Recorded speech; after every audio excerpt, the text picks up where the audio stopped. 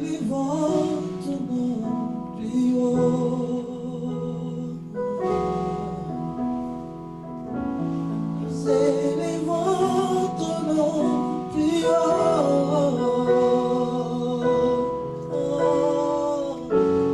Nous élevons ton nom plus haut.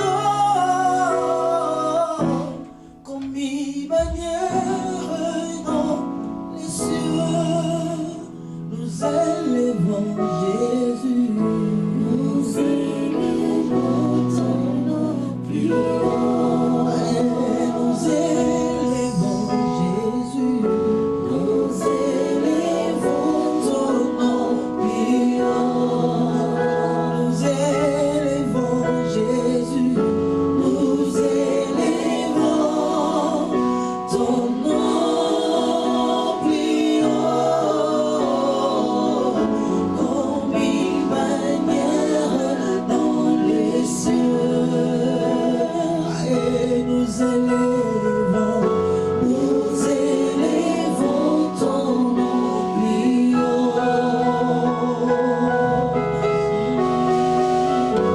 Nous élevons ton nom plus haut, plus haut, plus haut, plus haut. Nous élevons ton nom plus haut, comme une bannière dans les cieux. Bonsoir peuple de Dieu, bonsoir chers frères et sœurs, bienvenue dans notre chaîne www.com. Je suis la sœur Hicham Poutou. Je suis très heureuse de vous parler aujourd'hui de la part du Seigneur, parce qu'aujourd'hui on a une grâce particulière, une grâce vraiment de recevoir un homme de Dieu, un homme puissant, un homme qu'on a entendu parler, qu'on suit dans nos télés, dans nos comptes Facebook. Aujourd'hui, nous avons cette grâce d'avoir cet homme parmi nous dans notre plateau. Nous avons l'apôtre Kamba de la communauté chrétienne La Perfection. Bonsoir homme de Dieu, bonsoir apôtre. Shalom maman Isha, que Dieu vous bénisse beaucoup. Merci, nous sommes très heureux de vous recevoir dans Merci. notre plateau. Merci. On a entendu parler de vous, on vous a vu, on vous voit à la télé, on vous voit sur Facebook, on vous voit sur YouTube. Mais les gens se posent la question de savoir c'est qui cet homme? C'est qui cet homme? Sorti d'où? On ne sait pas. Aujourd'hui, on aura vraiment la grâce de vous connaître. De vous connaître davantage, de savoir, de connaître votre parcours, de savoir vos expériences avec Dieu. On aimerait bien savoir. Apôtre Kamba, on a vu sur votre... Parce que c'est notre travail d'aller chercher les informations. On a vu TJ Kamba. Parce qu'on se pose la question, TJ, ses initiales. Qu'est-ce que veut dire TJ? On peut savoir s'il vous plaît, pasteur. Shalom maman Isha, merci beaucoup à la chaîne de télévision www.covertv.com. Oui, c'est ça. Merci beaucoup de m'avoir invité. C'est une grâce pour nous d'être sur votre plateau. Nous sommes bénis d'être là.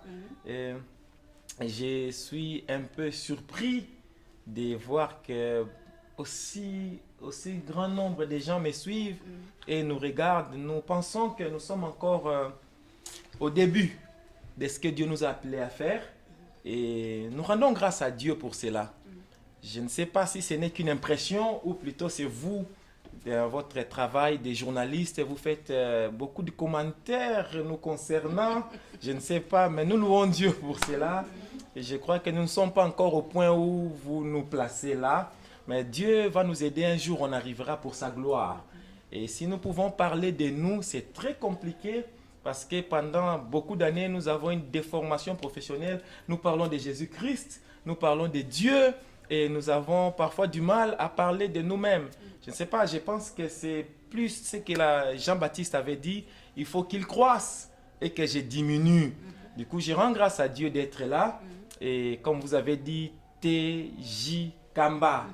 Donc, ce sont les initiales de mon nom que je garde mystérieux pour la première émission, mais que je dévoilerai à ceux qui nous suivront dans les autres émissions. Mais je suis votre frère et apôtre des ministères, exerçant aussi dans la grâce prophétique, par la grâce de Dieu. Bon, certains disent que je suis plutôt prophète et que j'ai une grâce apostolique. Pour ceux qui croient que quelqu'un peut avoir plusieurs ministères, j'ai 2 ministères. Si certains qui croient qu'il y a un seul ministère, alors j'ai un ministère avec une autre qui est comme une grâce qui est forte. Mais je me vois plus comme un apôtre, et un apôtre qui a le devoir de manifester les 5 ministères en lui, ce qui fait de lui un apôtre. Mais si nous voulons revenir au centre du sujet pour rester christocentrique, je suis serviteur de Dieu, appelé par Dieu et sauvé et chrétien, enfant de Dieu, servant Dieu comme les autres, apportant ma part dans cette œuvre que beaucoup d'autres hommes de Dieu plus grands que nous sont en train de faire dans ce monde, surtout dans cette ville de Lyon. Voilà un peu si on peut parler de l'apôtre Kamba.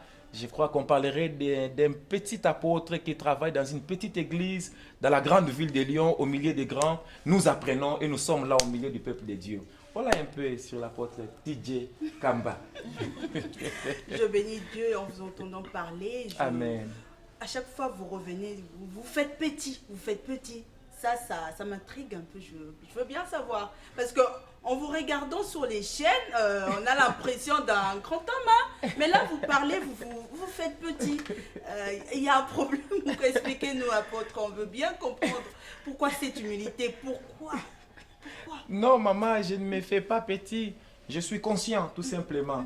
Je ne me fais pas, je suis comme ça. Et je crois que quand quelqu'un rencontre Dieu, l'une des premières choses dont il se rend compte que Dieu est grand. Et quand on se rend compte de la grandeur de Dieu, la deuxième chose qui saute à tes yeux, c'est ta petitesse. Je ne sais pas, à ma conception, peut-être que demain j'apprendrai plus et je connaîtrai plus, peut-être je changerai d'avis, mais en tout cas pour le moment, je pense que quelqu'un qui connaît Dieu, quelqu'un qui rencontre Dieu, c'est que je ne présume pas être arrivé à ce point-là, mais au moins dans les peu que nous puissions avoir aujourd'hui, je peux dire que Dieu est tellement grand que tout être humain est petit devant Dieu. Puis la Bible dit que l'humilité vous fasse voir les autres plus grands que vous. Je ne vois pas pourquoi je viendrai chez vous. Et en plus, je suis venu chez vous aujourd'hui dans cette grande chaîne de télévision avec une grande journaliste devant moi comme ça. Comment je me verrai grand dans ces choses si grandioses qui sont devant moi? Donc je me vois comme je suis conscient et j'ai fui toute folie de grandeur parce que je sais que ça détruit beaucoup de gens. Et je pense qu'ayant l'Esprit de Dieu, c'est l'une des choses que nous devons manifester dans les fruits de l'Esprit, qui est l'humilité aussi. Donc, tout ce que nous pouvons faire, tout ce que nous pouvons être, c'est Dieu. C'est la grâce de Dieu. Du coup, si nous pouvons nous enorgueillir, nous nous enorgueillissons du Christ, de Dieu, de sa grâce et de sa gloire. Donc, Maman Isha, comme je l'ai dit tout à l'heure, je ne sais pas, peut-être dans votre métier journalistique, vous avez cette onction-là d'augmenter, de zoomer. Mais en tout cas, de mon côté, je ne me vois pas comme vous me voyez. Peut-être vous avez des nouvelles un peu erronées nous concernant, mais nous sommes encore à la genèse et nous y allons petit à petit. Nous suivons la trace des pères et des grands qui sont devant nous. Nous faisons confiance à Dieu. Nous croyons qu'on va y arriver par sa grâce. Voilà, maman, notre réponse à cette impression que vous avez. Je ne me fais pas, je suis. Nous bénissons Dieu pour Amen. cette réponse. Amen.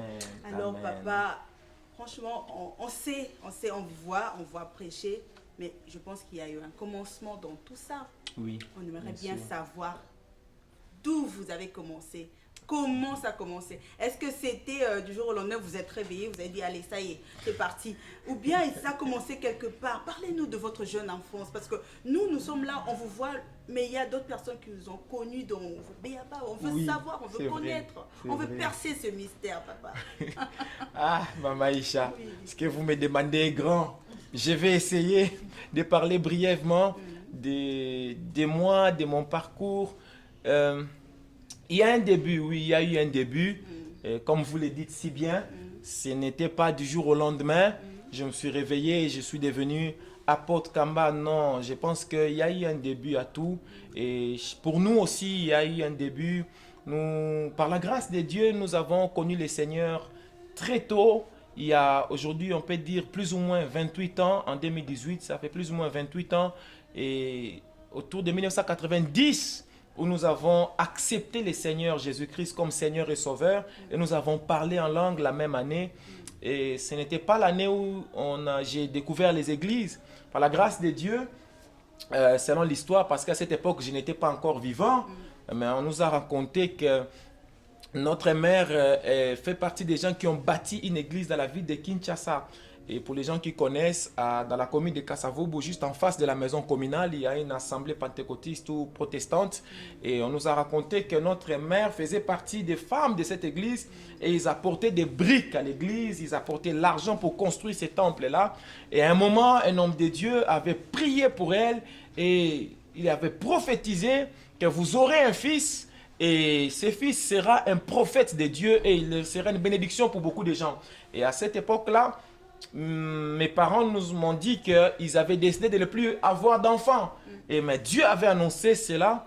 Et quelques temps après, elle était tombée enceinte. Et il y a eu beaucoup de choses. Et du coup, nous sommes nés dans les églises. Et on nous a menés dans les églises depuis l'enfance. Mais je n'étais pas chrétien. J'allais à l'église. Parfois, j'y allais parce que je savais que si j'y vais, on me donnera l'offrande. Et dans l'offrande, là, je vais partager moitié, 50% avec Dieu. 50-50, 50 pour moi, 50 pour les seigneurs. Et j'y allais quand même. Et gloire à Dieu, aujourd'hui, par sa grâce. En 1990, c'est là où j'ai reçu Christ comme Seigneur et Sauveur dans la ville de Kinshasa au Congo, dans la République démocratique du Congo. Donc nous y sommes restés, nous avons grandi dans le Seigneur, nous avons été formés. Je me souviens que c'était dans l'église Kadez de Mompono, vers le marché Mariano, pour les bien-aimés qui connaissent Ngiringiri à Kinshasa. Et c'est là que nous avons évolué dans des groupes de prière, nous avons grandi dans le Seigneur. J'ai eu à travailler dans presque tous les départements de l'église. Et dans tous les départements, j'ai eu la grâce de commencer membre, de finir dirigeant du département. Jusqu'en 1997, où je me suis retrouvé un jour, je crois que je venais de l'école, je suis passé devant une église. Et sans rien dire, je suis passé. Et la nuit, j'ai fait un rêve où j'ai vu un être apparaître et me dire « Va dans cette église-là ». C'est ainsi que le dimanche suivant, je suis allé à cette église. Et c'était l'église du docteur Emmanuel Kama qui vit aujourd'hui à Bruxelles. À cette époque, c'était à Kinshasa, sur l'avenue Banalia. Donc, le docteur Kama a été mon pasteur de 1997. Et la même année, par la grâce de Dieu, j'ai commencé à prophétiser de manière consciente. C'est-à-dire que avant cela, je prophétisais, mais inconsciemment, je ne savais pas que je prophétisais. Et pendant les 7 années, j'ai eu la grâce d'être formé, des affermissements, plusieurs formations des églises, des équipes. Et pendant 7 ans, j'étais devenu responsable des églises. Mais comme j'étais jeune, j'étais le plus jeune de tous les responsables de l'Assemblée. Et à partir de 1997, là, j'ai commencé maintenant les écoles de ministère. Dans les mains du docteur Emmanuel Kama, j'ai appris le ministère et j'ai été formé. J'ai fait 3 écoles de ministère, 3 écoles théologiques, excusez-moi. Et à la fin, j'ai fini par être l'un des professeurs d'un institut théologique à Kinshasa, là où j'ai donné certains cours. Et Dieu nous a aidés, nous avons été consacrés au ministère après avoir bâti 5 églises, dont les autres églises ont produit d'autres églises filles. Par la grâce du Seigneur, elles existent jusqu'à présent au Congo-Kinshasa et même au Congo-Brazzaville aussi une assemblée. Et Dieu nous a aidés. À partir de là, nous sommes partis en Angola. Et en Angola, nous avons servi Dieu là-bas aussi, puisque je ne vous ai pas dit une partie, que je suis d'origine congolaise et angolaise. Donc du coup, il y a des moments où je me sens congolais, il y a des moments où je me sens angolais. Donc du coup, ça crée une certaine ambiguïté très compliquée à expliquer. C'est l'une des raisons pour lesquelles je vous ai dit TJ Kamba, je vous en parlerai un jour dans une autre émission si j'ai la chance de revenir dans votre plateau. Pourquoi? Donc, et après, Dieu nous a amenés en France. Et parmi tous ces voyages-là, toutes ces choses-là, Dieu nous a permis de nous marier. Et aujourd'hui, nous sommes mariés à une seule femme. Et nous sommes mariés une seule fois. Et nous ne comptons pas divorcer demain. Et je suis père de 3 enfants qui sont là avec nous. Et je pense que je vais donner d'autres détails plus si je viendrai avec vous, si j'ai l'occasion. On parlera plus, beaucoup plus. Mais en gros, c'est un peu ça mon parcours. Et c'est beaucoup aussi grâce à cette famille que je peux servir Dieu aujourd'hui. Donc vraiment, en gros, voilà un peu le parcours. Si vous me demandez si je me sens congolais ou angolais ou français, je vous dirais je me sens angolais, je me sens congolais, je me sens français. Je suis citoyen du monde. C'est peut-être aussi les châtiments de l'apostolat, mais nous rendons grâce à Dieu. C'est une grâce et nous reconnaissons cette grâce. Merci beaucoup, papa, pour cet éclaircissement. Merci, maman. J'aimerais bien savoir, j'ai vu que vous êtes père d'une église, communauté chrétienne La Perfection. Pourquoi communauté? J'aimerais bien savoir la communauté, parce que oui, centre chrétien, église de Dieu, mais là on parle d'une communauté. J'aimerais bien savoir. Maïcha. Je pense que, déjà pour commencer, je vous dirais que je ne suis pas père d'une église, mais je suis représentant légal d'une communauté, justement comme vous l'appelez, qui n'est pas une église. Parce que nous la prenons communauté comme étant l'ensemble des assemblées que nous avons dans le monde. Aujourd'hui, par la grâce de Dieu, nous sommes à Lyon ici, nous sommes à Paris, nous sommes en Belgique, à Bruxelles, nous sommes à Kinshasa au Congo et nous avons d'autres assemblées qui sont en train de naître dans d'autres villes par la grâce de Dieu. Et nous l'appelons communauté justement parce qu'elle n'est pas une seule assemblée, mais aussi nous l'appelons communauté parce que c'est une réunion de plusieurs personnes, de plusieurs origines, mais qui se réunissent sous un seul étendard. Et cet étendard, c'est ce que nous appelons la perfection. Et pourquoi communauté? Parce que c'est commun. C'est-à-dire c'est une vision, c'est un appel qui n'est pas pour un seul individu, mais qui est commune à tous. C'est une vision qui est mondiale et qui n'a pas que l'aspect religieux, si on peut le dire comme ça, qu'il y a aussi d'autres aspects qui se trouvent dans la vision. Et si le Seigneur nous permet, nous en parlerons aussi si Dieu le permet, mais c'est une vision qui englobe beaucoup de domaines de la vie de l'être humain et de la société en général. Nous l'appelons communauté aussi parce qu'elle est appelée à influencer la société, non seulement les membres de l'église, non seulement les membres de la communauté, mais à influencer la communauté tout entière du pays, de la nation, c'est-à-dire d'autres couches de la société, c'est-à-dire nous sommes appelés même vers les gens qui ne viennent pas à nos églises. Mais nous avons une vision pour les atteindre aussi, non pour faire d'eux seulement des chrétiens, mais aussi pour les aider dans leur vie sociale, de les amener à vivre une vie décente. Mais la grande vision reste d'amener l'être humain à la perfection. Je ne sais pas si j'ai été complet, mais c'est l'une des raisons pour lesquelles nous l'appelons communauté et non pas église. C'est-à-dire parce que nous ne sommes pas une assemblée et aussi parce que nous ne faisons pas que des cultes. Mais nous avons aussi d'autres activités qui n'ont rien à voir avec l'église d'ailleurs, mais qui font partie de cette vision communauté chrétienne, la perfection. De là, il y a une question qui me monte encore en tête. Perfection. Perfection. Pourquoi pas Jésus montait sur les... Pourquoi pas les sillons? Pourquoi perfection? Vous voulez rendre les gens parfaits ou bien vous voulez... Pourquoi cette révélation perfection? Expliquez-nous, pasteur. On veut bien comprendre. C'est vrai. C'est une question qui nous revient souvent. Et je pense que si on devrait répondre à votre question, ça nous prendra toute la vie. Et on ne finira pas de répondre à cette question. Mais on va essayer, dans les brefs moments que nous avons ici, de vous expliquer pourquoi le nom de cette communauté chrétienne, la perfection. Quand le Seigneur est venu me visiter pour me parler de cette vision, c'était en 1997. Il y a très longtemps, Dieu m'a parlé de cette vision. Mais la première assemblée que nous avons commencée dans la ville de Lyon en France, nous l'avons commencée en 2014. C'est-à-dire ça nous a pris beaucoup d'années pour perfectionner cette vision, nous perfectionner nous-mêmes, parce que nous ne voulions pas commencer l'œuvre de Dieu avec beaucoup de lacunes, même si nous en avons toujours jusqu'à aujourd'hui. Mais nous avons essayé de grandir pour apporter quelque chose de sérieux au peuple de Dieu et pour servir Dieu de manière que Dieu soit glorifié par nous. Pourquoi la perfection? Ce n'est pas une inspiration individuelle, parce que l'inspiration peut venir aussi du diable, elle peut venir aussi de l'être humain, elle peut venir aussi des circonstances. Mais l'inspiration peut aussi venir de Dieu. Et ce nom, c'est un nom qui vient de Dieu.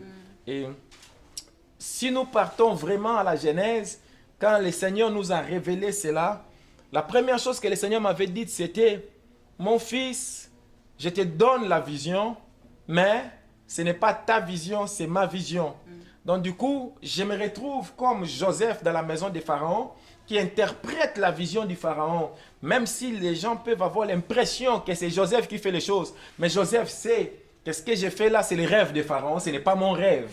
Mais en accomplissant les rêves des pharaons, ça accomplissait aussi les rêves de Joseph, parce que Joseph était là, et ce que Dieu lui avait montré, c'est réalisé. Pourquoi la perfection? Au départ, quand le Seigneur me parlait de cette vision, je voyais Jésus-Christ, et je le voyais dans sa perfection. Et pendant longtemps, je croyais que le Seigneur voulait que j'appelle cette vision Jésus-Christ le parfait lui-même. Et à un moment même, je me suis même dit dans mes prières, Seigneur, pourquoi on ne mettrait pas les parfaits au pluriel? Comme ça, chaque membre de la communauté porterait bien ce nom-là, les parfaits, parce que c'est ça même le but et l'essence de cette vision. Mais après, le Seigneur m'a dit non, si tu les mets les parfaits, ça sera encore une complication de plus et la vision aura l'impression de tourner non pas autour de moi-même, mais autour des membres de la vision, des interprètes de la vision. C'est pourquoi nous l'avons amené au point de la perfection. Pourquoi la perfection? Parce que la perfection, c'est Dieu. Parce que la perfection, c'est Jésus-Christ lui-même. Pourquoi la perfection? Parce que nous, quand nous parlons de la perfection, ce n'est pas dans le même sens que dans le dictionnaire Larousse. Parce que si vous allez dans le dictionnaire, sûrement il vous dira que la perfection, c'est un état où il n'y a pas de faute. Mais pour nous chrétiens, la perfection biblique, ce n'est pas le manque de fautes, ce n'est pas le manque d'erreurs, mais la perfection biblique, c'est la maturité. C'est quand un enfant de Dieu arrive à la maturité. La perfection biblique, c'est quand tu fais tout ce pourquoi tu es là. C'est pour ça que nous parlons de la perfection. La perfection biblique, c'est quand tu sais tout ce que tu dois savoir. Tout ce que Dieu a prévu pour toi. Quand tu arrives à cette connaissance-là, la perfection. Bibliquement, la perfection, c'est quand tu accomplis les desseins de Dieu pour toi. Bibliquement, la perfection, c'est quand quelqu'un est en Christ. Et Christ est formé à lui dans la totalité. Que quand les gens le voient maintenant, ils ne le voient plus, mais ils voient Jésus-Christ. Ainsi, il peut dire, si je vis maintenant, ce n'est plus moi qui vis, mais c'est Christ maintenant qui vit en moi. Et c'est ainsi que l'apôtre Paul disait aux bien-aimés, que vous qui êtes devenus parfaits, aidez les autres. Il ne voulait pas dire que vous qui manquez d'erreur, mais il voulait dire vous qui êtes devenus matures, vous qui avez compris Christ, vous en qui Christ a été formé complètement et totalement. Aider maintenant les autres pour qu'ils arrivent à ces mêmes points-là. Cela nous ramène un peu à ce que le Christ lui-même avait dit à l'apôtre Pierre. Il a dit, Pierre, le diable t'a réclamé pour te cribler. J'ai prié pour toi. Et quand tu seras sauvé, quand tu seras revenu, prie aussi pour tes frères. Aide aussi tes frères. Amène aussi tes frères à arriver. Donc c'est ça la perfection pour nous. La perfection pour nous, c'est un parcours. C'est un parcours pour arriver là où le Christ est arrivé. Mais je vais encore aller plus loin pour apporter un autre sens, parce que là j'ai donné le premier sens qui est la situation pratique de la perfection. Mais il y a encore un autre sens qui n'est pas très connu de beaucoup de gens, c'est que toute personne qui est en Christ, il est devenu parfait. Amen. Et ça c'est un peu difficile à expliquer dans le monde, parce que quand nous disons tu es devenu parfait, les gens pensent que tu es devenu sans faute, sans erreur. Non, ça c'est notre position en Christ, parce que quand Dieu nous voit, il nous voit en Christ. Notre vie est cachée en Christ dans les lieux célestes. Et il n'y a rien au ciel qui a des péchés. C'est-à-dire si nous sommes cachés là-bas, nous sommes déjà dans une position de perfection grâce à l'œuvre de Christ à la croix. C'est-à-dire non pas à cause de nous, mais de ce que Jésus a fait à la croix. Il nous a rendus parfaits devant Dieu. Maintenant, c'est à nous de vivre sur la terre, manifester la perfection que nous portons déjà. C'est ainsi que nous parlons de la perfection. C'est ainsi que les membres de la communauté, nous les appelons les parfaits. Parce que c'est des gens qui ont compris Christ et en qui Christ réside et qui portent la perfection en eux. Donc voilà un peu, maman, vraiment brièvement, très brièvement, j'ai essayé d'expliquer pourquoi la perfection. Gloire au Seigneur. Gloire au Seigneur.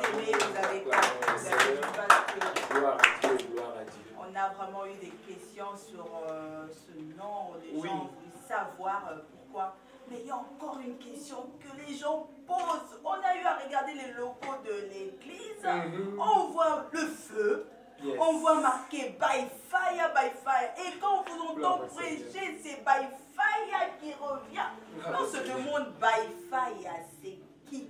By Fire, c'est quoi? Mais il y a tant de questions autour de by Fire. Aujourd'hui, on va avoir des éclaircissements sur le mot by Fire. Je pense même que ce serait le thème ou bien le mot-clé de notre émission. By Fire, on va comprendre by Fire. Ah, Dieu, ça sera by Fire. By Fire. Est-ce by Fire c'est un homme? Est-ce by Fire c'est vous? Est-ce que by Fire c'est... On aimerait bien savoir, papa. Expliquez-nous un peu by Fire. Gloire au Seigneur, gloire au Seigneur. Oui, c'est vrai que c'est un sujet qui fait couler beaucoup de salive. Récemment, on m'a dit qu'il y a un homme de Dieu qui a dit qu'il a reçu une révélation divine, que nous prions un autre Dieu qui s'appelle Bifeyo. Donc, il dit que c'est un Dieu que nous prions ici. Voilà, mon peuple est détruit parce qu'il lui manque la connaissance. Mais Dieu nous fait grâce, on va y arriver par sa grâce. By fire, je ne sais pas, parce que nous sommes dans un pays francophone et le fait que ce soit en anglais, je crois que c'est l'une des raisons qui complique beaucoup de gens. Mais dans les pays anglophones, par la grâce de Dieu, nous avons l'opportunité d'y aller souvent. Et dans les pays anglophones, cette question ne se pose pas parce qu'ils comprennent directement by fire. Ça dit fire, c'est le feu en anglais. Et by, c'est une préposition qui est traduite en français par. Ça dit par le feu et par le feu encore. By fire, ça a plusieurs sens. Le premier sens, c'est une façon pour nous d'identifier qui nous prions. Nous avons deux by fire dans notre logo. Le premier by fire, c'est Dieu lui-même. Et le deuxième by fire, c'est moi. Okay. C'est vous. Okay. C'est la sœur, c'est notre caméraman, c'est tout le monde. Oui, c'est un piège. Quand je dis c'est moi, je m'arrête pour laisser le temps. Au genre de... Mais ce n'est pas que moi. C'est nous tous qui croyons en Jésus-Christ. Pourquoi j'ai dit le premier by fire, c'est Dieu? Parce que les gens qui disent que by fire n'est pas biblique dans leur propre Bible, qu'ils utilisent pour attaquer by fire, s'ils lisent, ils verront en hébreu, la Bible dit, notre Dieu est aussi un feu dévorant. Notre Dieu se présente comme un feu dévorant. Si vous regardez l'histoire des amis de Daniel, Shadrach, Meshach, Abednego, qui sont les noms qu'on leur avait donnés dans les pays de Babylone, la Bible dit qu'ils étaient jetés dans le feu et une quatrième personne est apparue dans le feu. Cette personne avait le visage des anges. On ne dit pas que c'était un ange, mais elle avait le visage des anges, qui était une Christophanie, c'est-à-dire une manifestation de Christ dans l'Ancien Testament, dans la forme d'un ange de Dieu. Et c'est pourquoi Christ, quand il s'est manifesté dans l'Ancien Testament, on ne l'appelait pas un ange. On l'appelait l'ange de Yahweh ou l'ange de l'Éternel. Et dans nos Bibles françaises, c'est avec L apostrophe et A majuscule pour les distinguer des autres anges. Et c'est le seul ange dans l'Ancien Testament qu'on pouvait adorer. Et vous verrez que dans ces textes-là, on parle de l'apparition d'un être qui avait le visage d'un ange de l'Éternel. Et ils disent que dans le feu, dans la fournaise, les amis de Daniel n'étaient pas brûlés. Parce que cet être était apparu au milieu d'eux. C'est celui-là que nous appelons le premier by fire, qui est le Dieu que nous servons, le Dieu que nous prions, qui est un feu dévorant. Vous savez, Maman Isha, beaucoup de gens, s'ils lisent très bien dans leur Bible, Psaume chapitre 97, dans les versets, je vais prendre un ou deux versets rapidement, les versets 3 et les versets 4. La Bible dit ceci, « Le feu marche devant lui, et il embrase alentour ses adversaires.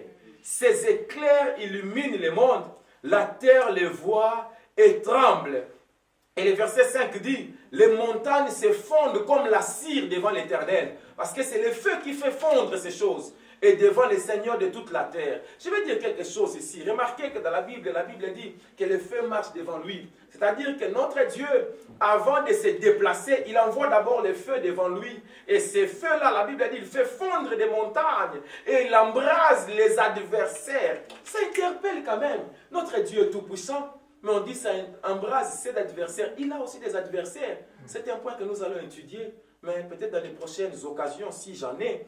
Et la Bible, ce qui m'intéresse, c'est quoi? C'est que le feu marche devant lui. Lui-même, il est un feu dévorant. Or, si vous lisez dans la Bible d'Apocalypse, la Bible présente Dieu assis sur son trône et le chandelier est devant lui. Or, le chandelier, c'est le feu qui sort des chandeliers, qui a 7 branches, qui symbolisent les 7 esprits de l'Éternel. Devant lui, il y a un feu, et lui-même, il est un feu dévorant. Et quand il veut se déplacer, il envoie les feux devant lui. C'est-à-dire, partout où il y a les feux, Dieu arrive. Parce que quand Dieu part, il envoie d'abord les feux. Et nous voyons que notre Dieu qui est un feu dévorant, c'est pourquoi nous l'appelons Baïfaya. C'est ainsi que nous disons, nous prions Baïfaya. Nous évoquons Baïfaya. Nous servons Baïfaya. Mais les Baïfaya là, c'est les dieux de la Bible. C'est le Jéhovah d'Israël. C'est l'unique vrai Dieu. C'est lui qui a fait les cieux et la terre. Amen. Mais j'aimerais parler encore un peu de ces dieux-là. Parce que vous m'avez posé la question. Que c'est qui Baïfaya? Baïfaya, c'est le Dieu que nous servons. Le Dieu qui a créé les feux et qui a mis le feu comme l'un des 4 éléments qui maîtrisent la terre. Le feu, l'eau, le vent et l'air, pardon. Le feu, la terre, l'eau et l'air. Voilà les 4 éléments. Je vais en parler un peu. L'air, la terre, l'eau et le feu. Ce sont les 4 éléments qui dominent la terre, qui sont reliés aux 4 points cardinaux et qui se trouvent dans les corps de l'homme. Parce que l'homme a l'eau en lui. Nous avons 75% d'eau. Mais l'homme a aussi la terre, parce que notre corps, c'est la poussière. Et reviendra à la poussière. Mais l'homme, dans l'intérieur de l'homme, il y a aussi le feu.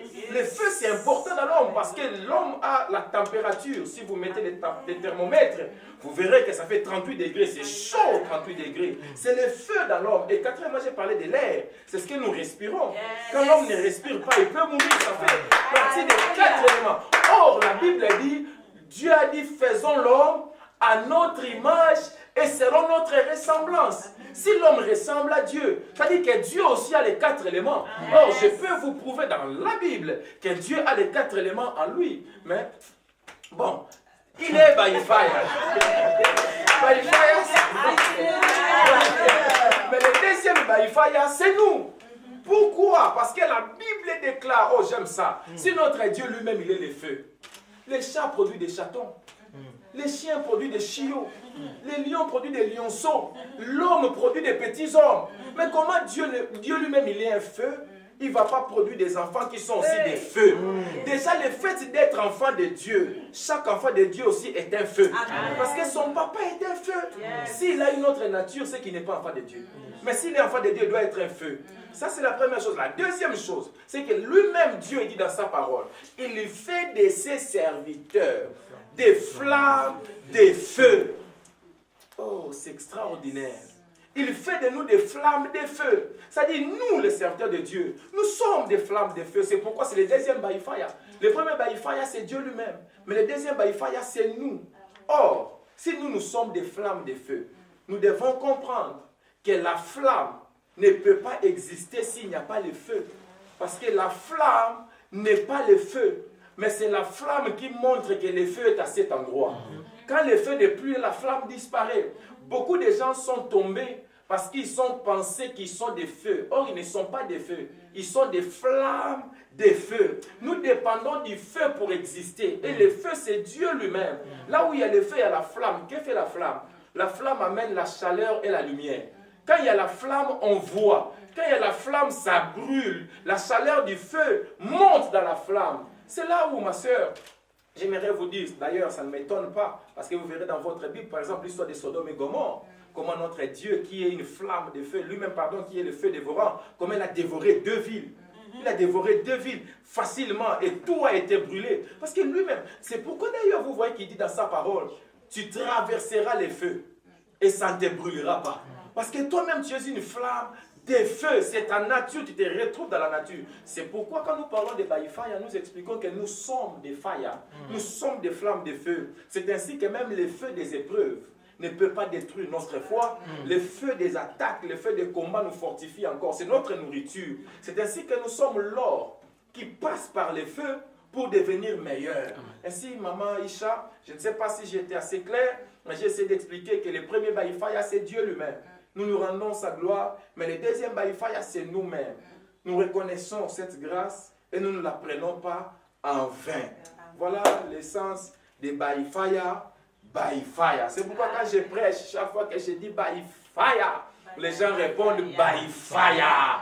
En fait, nous invoquons notre Dieu en disant cela. Et quand nous disons cela, notre Dieu se souvient de l'alliance qu'il a fait avec nous.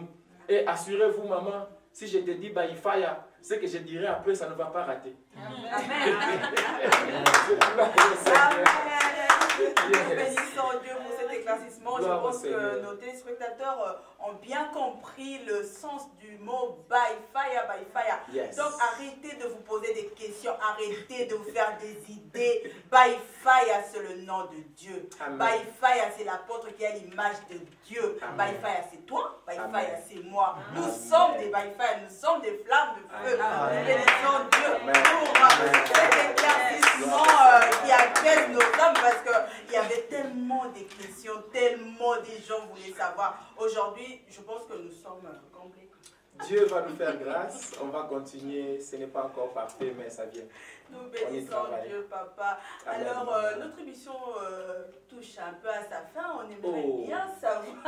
Oui, nous n'avons que 3 quarts d'heure là pour présenter. Donc, pendant ce moment, on veut bien savoir est-ce que l'Église a des projets? La communauté a des projets dans le court terme, dans le moyen terme, dans le long terme. Quels sont les projets de la communauté?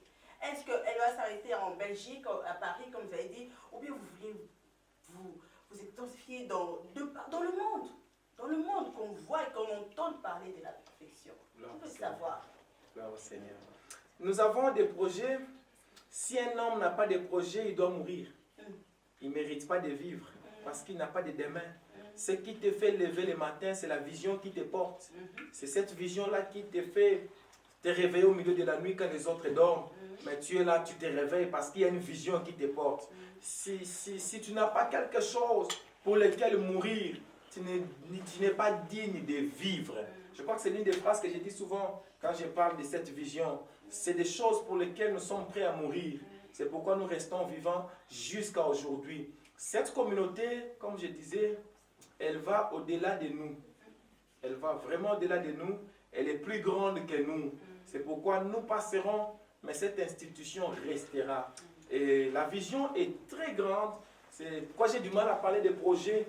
Parce qu'en parlant des projets, ça semble plus comme quelque chose que des humains veulent faire. Mais je parle plus de vision, plus de destin, plus de destinée, de ce que Dieu attend de nous, ce que Dieu veut faire par nous et avec nous. Nous croyons que Dieu le fera.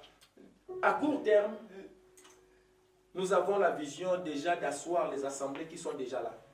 Ce qui est une partie très importante parce que nous sommes une communauté chrétienne. Donc du coup, le christianisme, c'est le centre de notre communauté. À moyen terme, bon, il y a certains projets que nous ne pouvons pas dire à la télévision. Et à long terme aussi, il y a des choses que nous ne pouvons pas dire. Mais on va essayer de dire quand même les choses qui peuvent rester publiques. Nous sommes une vision mondiale, internationale. Et Dieu nous a appelés à impacter le monde entier. Nous ne travaillons pas pour la France seulement, mais nous travaillons pour le monde entier. Et notre vision a une branche qui est une branche spirituelle. Dans la branche spirituelle, nous avons une branche qui est Église. Nous avons une autre branche qui est ministère. Nous avons une autre branche qui est mission. C'est-à-dire qu'il y a plusieurs branches dans l'aspect spirituel seulement. Et si nous prenons par exemple l'aspect Église, nous verrons que dans l'aspect Église, nous avons encore plusieurs sous-divisions. Par exemple, nous avons la division Europe, la division Afrique, la division de chaque continent. Prenons par exemple la division Europe. Dans la division Europe, nous sommes dans la branche Église seulement. Dans la division Europe, nous avons la division chaque pays, c'est-à-dire la France a sa partie, la Belgique a sa partie, et dans chaque pays, nous avons des villes. Maintenant, quelle est la vision de cette communauté? La vision que Dieu nous a donnée, c'est d'aller dans chaque pays du monde, aller dans des grandes villes, implanter une église qui serait une église mère. Cette église mère produira des églises filles qui commenceront par être des cellules. Des cellules qui alimenteront l'église mère chaque dimanche, mais qui fonctionneront la semaine. Et des églises filles qui grandiront, qui deviendront des églises filles, des cellules qui deviendront des églises filles, et qui elles aussi produiront des cellules, qui deviendront aussi des églises filles, qui elles aussi produiront des cellules. C'est-à-dire, nous travaillons dans les systèmes des églises des maisons, et qui produisent des assemblées plus tard. Ça, c'est une partie. Maintenant, une autre partie qui est l'aspect social, c'est que Dieu nous a appelés à tout endroit où nous arrivons, quand nous bâtissons une assemblée, nous ne nous arrêtons pas là. Nous observons la société et nous voyons ce dont la société a besoin. Et l'Église apporte ce que la société cherche. Nous ne voulons pas impacter les gens seulement spirituellement. Nous avons vu plusieurs fois des gens prier très bien, être remplis d'onction, mais vivre et mourir pauvres. C'est pourquoi l'Église est appelée à changer la société tout entière, pas seulement pour prier pour les gens, comme Jésus-Christ lui-même a dit, si ton frère a froid, ne lui dis pas que Dieu te bénisse et tu le laisses partir. Dis-lui que Dieu te bénisse et donne-lui un manteau. C'est ce que l'Église est appelée à faire. C'est pourquoi nous avons une très grande vision à bâtir des orphelinats, des maisons pour aider les veuves et des familles abandonnées. Nous avons des projets, une partie qui est appelée business, là où nous créons des portes d'entrée d'argent. Nous voulons que l'Église soit l'endroit où les gens ne viennent pas seulement donner à Dieu, mais aussi où les gens viennent recevoir. C'est pourquoi dans notre vision de l'Église, là où nous partons, nous prévoyons une allocation pour tout membre de l'Église. C'est-à-dire, quand nous arrivons là où nous partons, chaque membre de la communauté aura droit à un montant d'argent mensuel. Qu'il soit travailleur ou pas, nous prévoyons de donner de l'argent pour aider le peuple. Nous prévoyons des colis alimentaires pour chaque personne qui vient au culte chaque semaine, pour aider les gens à manger chez eux. Nous prévoyons beaucoup d'œuvres sociales, nous prévoyons la construction des écoles, la construction des crèches, la construction des universités. Nous voulons, la vision est grande, nous voulons produire l'argent pour que cet argent facilite la vision, pour que l'Église ne souffre pas de la pauvreté.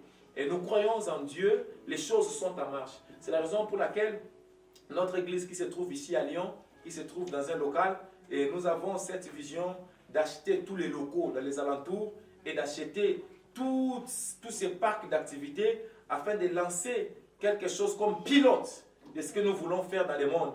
Mais nous croyons en Dieu que dans les temps à venir, si vous revenez vers nous, vous trouverez déjà beaucoup de choses en place.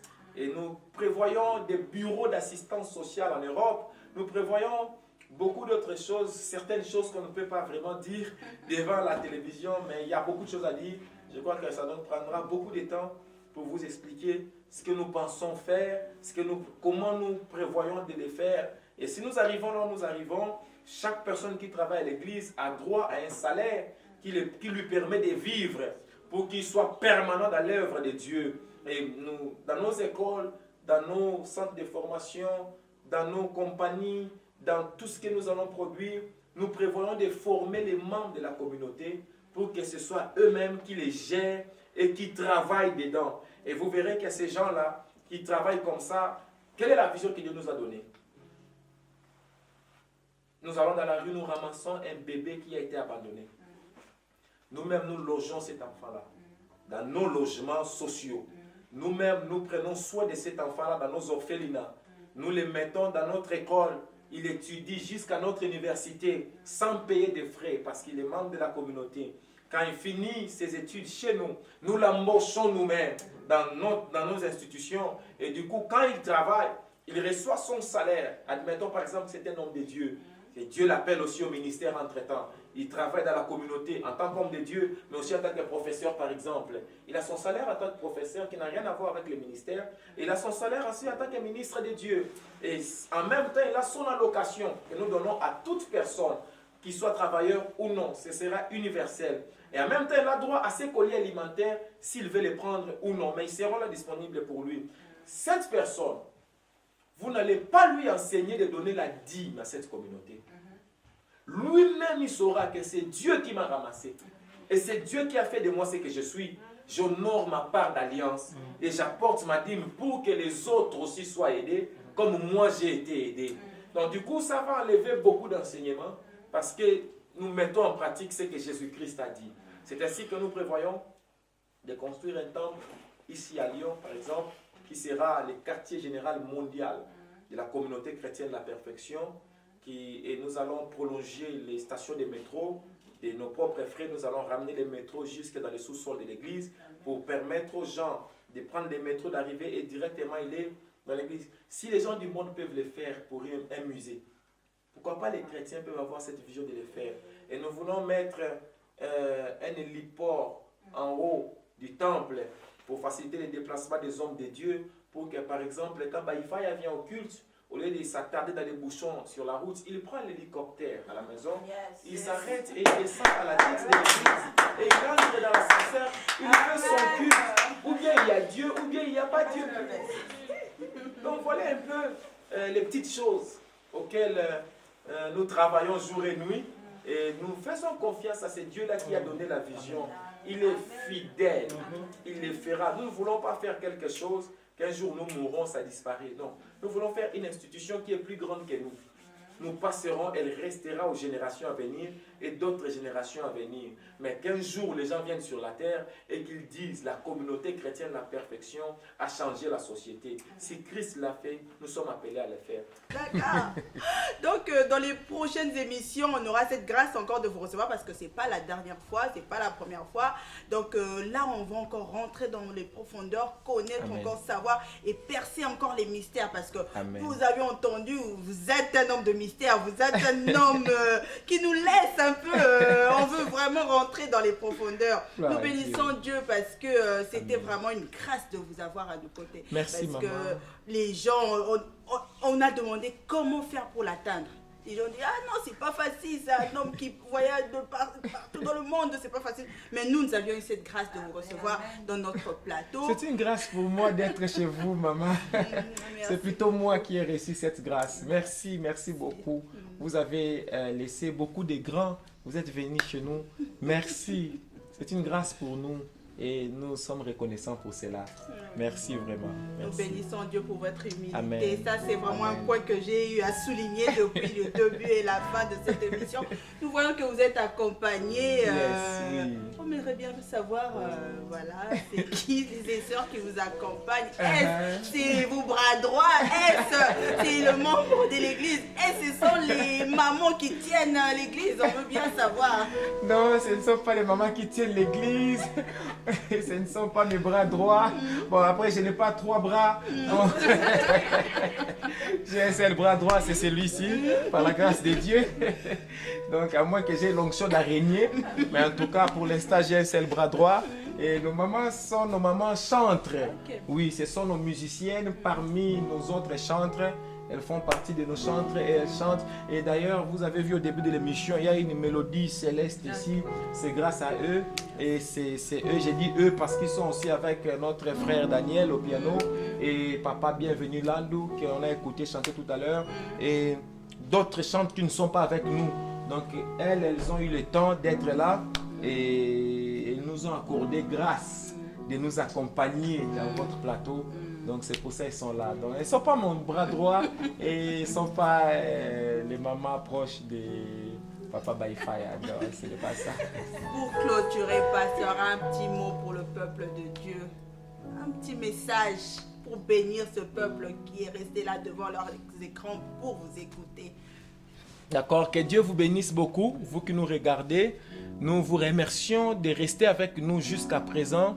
Que Dieu vous bénisse beaucoup. Si nous pouvons dire un mot, nous allons dire Jésus vous aime beaucoup. Dieu vous aime. Il a envoyé son Fils Jésus-Christ mourir à votre place à la croix et pour vous proposer un salut éternel. Si vous nous regardez, Dieu vous appelle, donnez votre vie à Dieu. Croyez en Jésus-Christ comme votre Seigneur et votre Sauveur. Cherchez une église dans la ville où vous vous trouvez. Adhérez à cette église locale. Suivez les enseignements et sauvez votre âme. Que sert-il à un homme de gagner le monde entier s'il perd son âme? C'est le message central que nous apportons et c'est grâce à ces messages que nous sommes là devant vous et c'est ce qui nous porte, c'est ce qui nous fait vivre. Nous savons qu'il revient bientôt et nous aimerions bien que vous soyez avec nous quand il viendra nous prendre. Vous êtes bénis de nous suivre, nous sommes bénis d'être devant vous et nous vous donnons rendez-vous à la prochaine occasion. Que Dieu vous bénisse. Baïfaya. Baïfaya. Thank you, Lord. Merci très chers spectateurs, merci de nous avoir suivis, merci de nous avoir accordé ce temps. Nous bénissons Dieu et restez connectés à notre chaîne www.convertitv.com. Que Dieu vous bénisse et à la prochaine. Merci, Maman Isha. Je lève mes mains pour Gloire à Dieu. t'adorer. je lève mes mains pour t'adorer. Toi seul est digne d'être adoré. Toi seul est digne d'être adoré. Oui, je lève mes mains, je lève mes mains pour t'adorer. Je lève mes mains pour t'adorer. Toi seul est digne d'être adoré. Toi seul est digne d'être adoré. Moi je lève mon cœur, je lève mon cœur pour t'adorer. Je lève mon cœur pour t'adorer. Toi seul est digne d'être adoré. Toi seul est digne d'être adoré. Toi seul est digne d'être adoré. Toi seul est